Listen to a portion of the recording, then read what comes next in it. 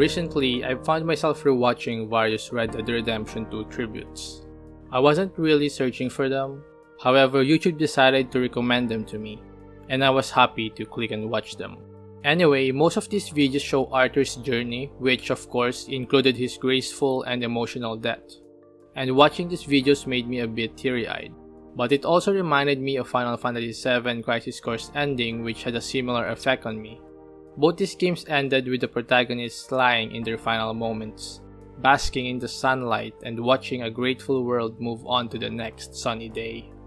The people they were with, the ones they sacrificed their lives for, carry on with what's left of them.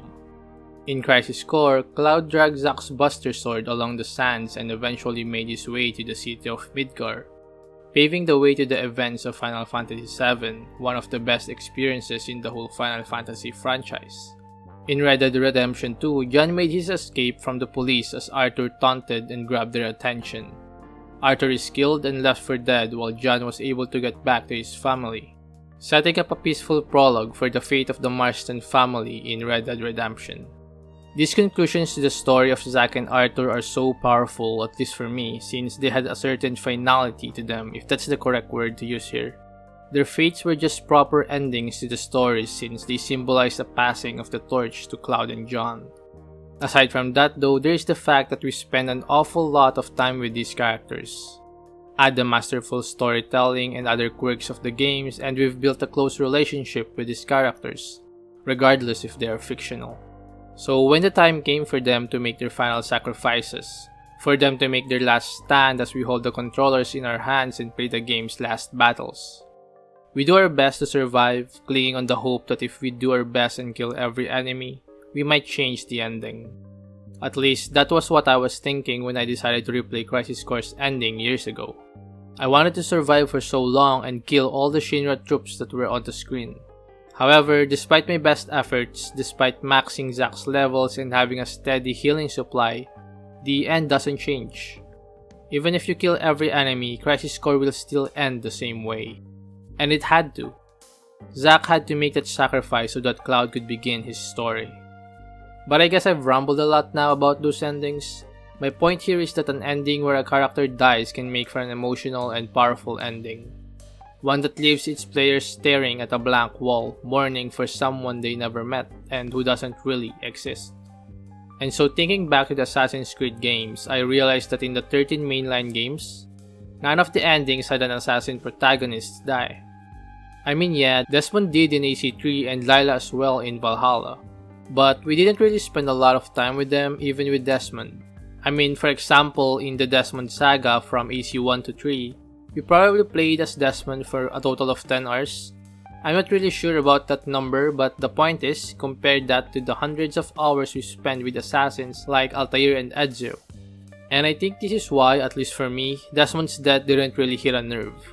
I mean, I did get a bit teary-eyed when I heard the recordings of Desmond his father in Valhalla, but that might be nostalgia more than anything really. But going back in the main games, these stories always end with the protagonists alive. Now I do know for AC1 to Syndicate, the reason for this is that a person can only view the memory of their ancestor who has a direct link to them or something. This is why when Desmond was reliving a memory of Altair, he switched to Maria after the two did something. But starting from Origins, this was not the case. Anyone can view the memory of someone as long as they have their DNA. So there's really no stopping a story where the main character makes a grand sacrifice. So the question now is, would this fit the Assassin's Creed narrative style? Well, I'm no expert, but I do have some experience writing for some startup developers, and from my point of view, there's really no stopping the AC writers from doing such a thing. Well, except, I guess, milking an AC game for DLCs and stuff, right? Because for example, if they killed off Cassandra or Eivor in their respective games, the DLCs would be completely different. They wouldn't be able to tie in the DLCs to the main story, which is something they do to force players to play and buy the DLCs. Just imagine, if you didn't buy and play the Odyssey DLCs, you would have no idea what happened to Lila and the Staff of Hermes, which were integral elements in the Valhalla modern storyline. But let's assume for a second that the writers want to create an emotional and powerful story, with an ending where the main protagonists lay their life down. How would that work? Well, to be honest, a final sacrifice that will have a strong impact on the player requires a lot of setup. You can't just create a story with weak pacing and support characters that are two-dimensional. First, I think you need to create a flawed main character. Someone who has a lot of room to grow, which the character and the player will work on together. Take for example in Crisis Core. Zack starts off as a childish character who is somewhat hyperactive and likes to show off. But by the middle to the end of the game, he has grown and matured. The way he carried himself and even how he looked showed the character's growth. In Arthur's case, this is almost the same. I say almost because you can play Red Dead Redemption's story differently depending on your style. For example, you can start off as a goody two-shoes Arthur who helps civilians. But by the end of the game, you can play as a cruel person, perhaps angry knowing that you have a deadly illness. Alternatively, you can play as a somewhat of a bad guy at the beginning, and eventually change your ways at the end of the game, showing a positive character growth. And I highly recommend this, especially on your first playthrough. The point here is that throughout the game, those hours you'll spend exploring the game world and interacting with other elements will help you build a sort of relationship with the character. You'll see them grow and turn into different people, which creates the illusion that you've spent almost a lifetime with them, watching them and being there through highs and lows. And with this relationship built, watching them make the grand sacrifice would have a very strong effect. I mean, you saw how they change and the potential that they have. But now, with the finality presented, they have no future. Their story ends there. Now, applying these to an Assassin's Creed game, I think it will fit perfectly. Most AC games have flawed but great characters like Edward, Arno, Ezio, and Bayek. They all began their respective games as people who needed some fixing.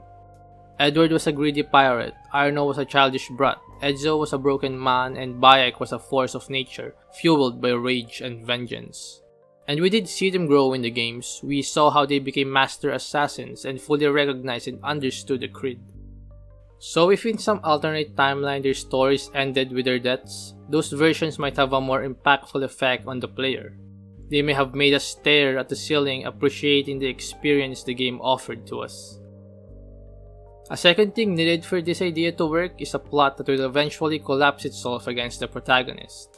By this, I mean a story that slowly makes its way to the final moment with subtle hints and maybe some attempts for closures. For instance, in Red Dead Redemption 2, we would always find ourselves in a grand shootout in the cities, inevitably putting the police on our tracks. While these were fun and entertaining segments, story-wise this led to the group being hunted down desperately, as the chaos caused by the group became too much.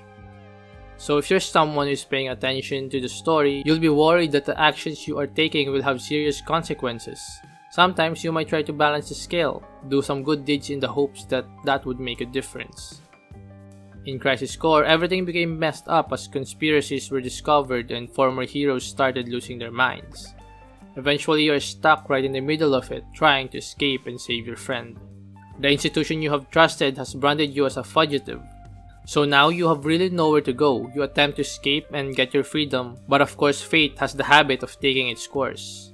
Now think about it, I guess almost all AC games also have this. Most of the games have the player assassinate Templars who are public officials or in positions of high power.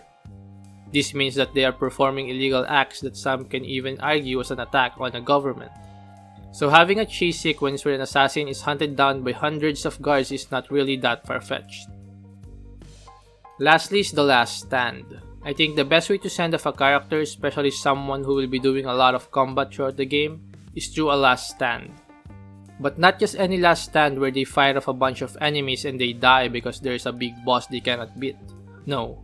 The last stand needs to happen as an attempt to simply stall the enemies in hopes that when the dust has settled, the people you are protecting will be able to live safely. The last stand needs to not just be a show of strength of the character, but a sacrificial choice they make. What I mean by this is that the last stand needs to also be a choice. It shouldn't be the character's only option, but they chose to do it because throughout the game they have changed and grew. And in that moment, they value the lives of others greatly and make their best efforts to make sure that they can make a difference. So for example, in Crisis Core, Zack would have continued on alone, living and hiding Cloud somewhere. However, he didn't. He allowed himself to be caught by a whole army. In Red Dead Redemption 2, Arthur could also just have left. He could have let John and the others fend for themselves and he'll probably be able to escape without a problem. But he couldn't. He sent John away and lured the Pinkertons to him. So if we're doing something similar for an AC game, a similar last stand needs to happen. The protagonist should be protecting someone. They should have a choice where they could have abandoned that responsibility and simply fend for themselves, but they wouldn't. Instead, they would step out of the shadows and allow themselves to be caught under the light. They may fight off an army of Templars, jumping in and out of combat, desperately trying to thin a never-ending horde of metal and sticks. But then in the end, they will realize that there are no more shadows to hide in, that their story is about to come to a conclusion. But they'll be smiling, because amidst that chaos and darkness, they knew that they had made a difference. That despite them vanishing from the night forever, there will always be new shadows as long as there is light.